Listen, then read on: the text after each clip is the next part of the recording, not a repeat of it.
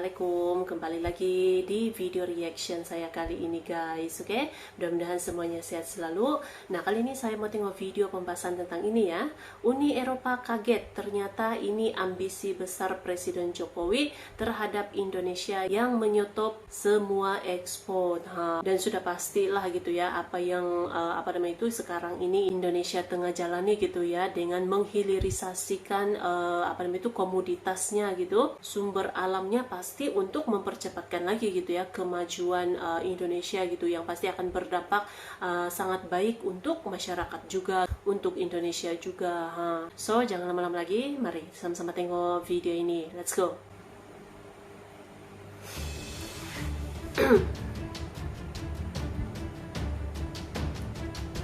Halo sahabat bagi-bagi, Uni Eropa kaget. Ternyata ini tujuan ambisi besar Jokowi terhadap Indonesia yang menyetop semua ekspor. Kalau saya buka nikel dan saya kirim raw material, kita kirim raw material dari Indonesia ke Eropa, ke negara-negara lain, yang buka lapangan kerja mereka dong. Kita nggak dapat apa-apa. Tapi kalau mau kerja sama, ayo, sama setengah jadi di Indonesia, nggak apa-apa, nanti setengah jadi dikirim ke negaramu, jadikan barang jadi, nggak apa-apa. Kita terbuka, gitu kan, bikin di sini, invest di sini. Jadi kita nggak menutup diri kok, kita terbuka. Tapi kalau kita suruh kirim bahan mentah terus, enggak, stop. Jangan berpikir Indonesia akan kirim bahan mentah. Negara kita, Indonesia, memiliki cadangan nikel terbesar di dunia. Dengan potensi yang luar biasa itu, saya yakin dalam 3-4 tahun ke depan, melalui manajemen yang baik, manajemen pengelolaan yang baik, Indonesia akan bisa menjadi produsen utama produk-produk barang jadi berbasis nikel. Nilai tambah dia pun besar ya, melonjak.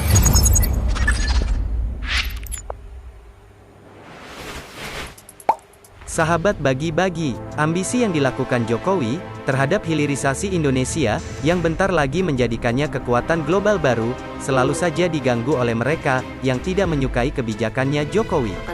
Padahal, kebijakan Jokowi adalah kebijakan yang tidak merugikan negeri sendiri.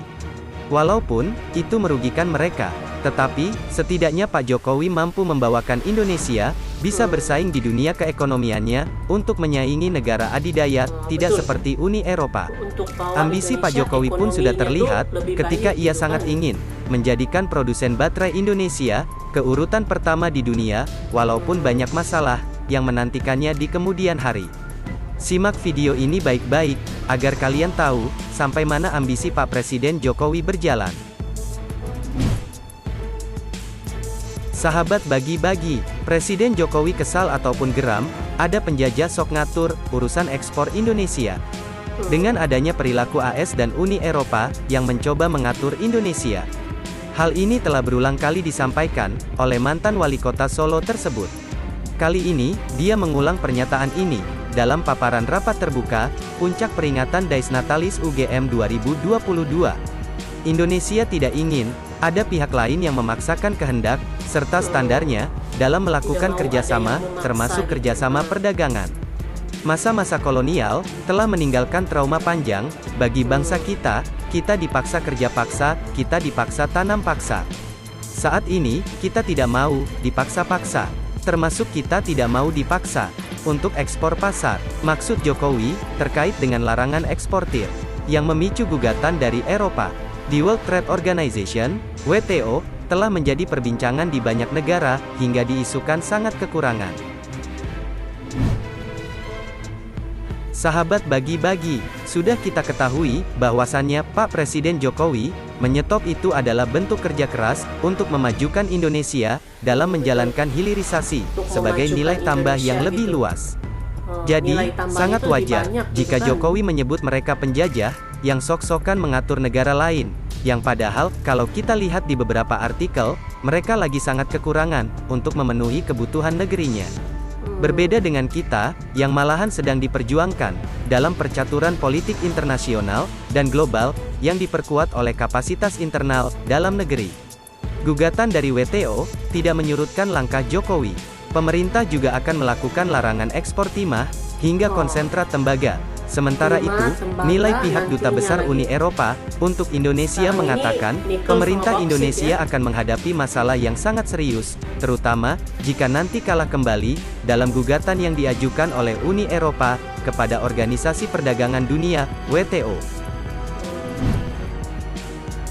Sahabat bagi-bagi, konsekuensinya, Indonesia harus membayar kompensasi atau denda kepada pihak yang memenangkan gugatan, dengan nilai yang tidak kecil, yang mencapai miliaran dolar Amerika Serikat. Selain kompensasi, implementasi hasil gugatan WTO, berkorelasi dengan dibukanya kembali, keran ekspor biji nikel, ke perusahaan-perusahaan di Eropa. Meskipun ada rentang waktu, pembukaan biji nikel, tapi, keputusan pembukaan ekspor biji nikel, sebenarnya blunder, bagi daya tarik investasi, terutama perusahaan-perusahaan China, di proyeksi smelter. Karena, 50% lebih penguasaan smelter di Indonesia oleh investor China.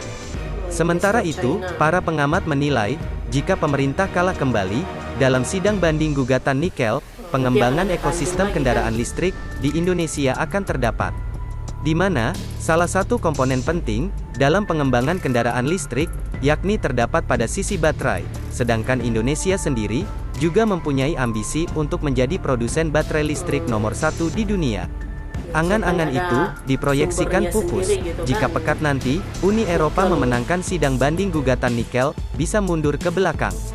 Di mana, Indonesia beli bahan baku baterai, dari impor dan investor EV, akan ragu. Bangun ekosistem industri EV di Indonesia, mereka akan cari produsen bahan hilirisasi yang sudah siap. Oke guys, jadi itulah dia video pembahasannya ini.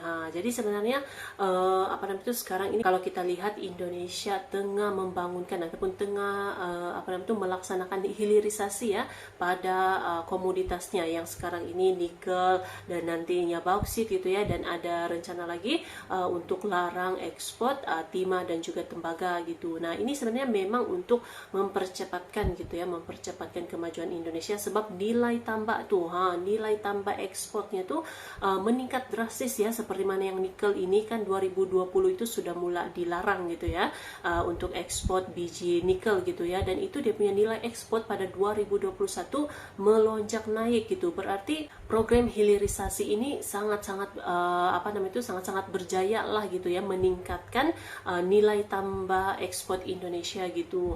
Jadi sekarang ini dilakukan pada bauksit, dan nantinya kita tidak tahu ada lagi yang lain-lain itu kan, sumber alam Indonesia, komoditas Indonesia yang mungkin akan dilarang juga ini. Dan banyak negara juga lah, terutamanya Uni Eropa Barat juga gitu ya, yang menentang kebijakan baru Indonesia untuk melarang komoditasnya ini sampai digugat lagi ke WTO gitu ya. Nanti kan ada banding lagi gitu yang dilakukan oleh Indonesia selepas yang kalah dalam sidang yang gugatan itu, tapi nanti akan diajukan banding lagi ini.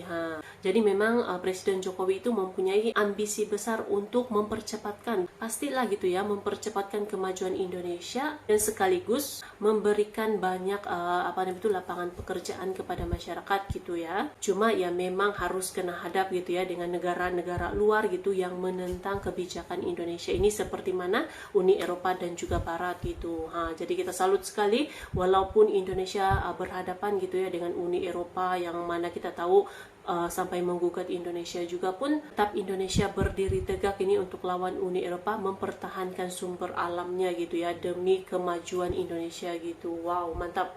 So, terima kasih banyak sebab kamu sudah menonton video ini. Jangan lupa macam biasa untuk support channel saya dengan subscribe, like video ini, dan jangan lupa untuk komen juga, oke? Terima kasih banyak dan kita jumpa lagi di video seterusnya. Assalamualaikum.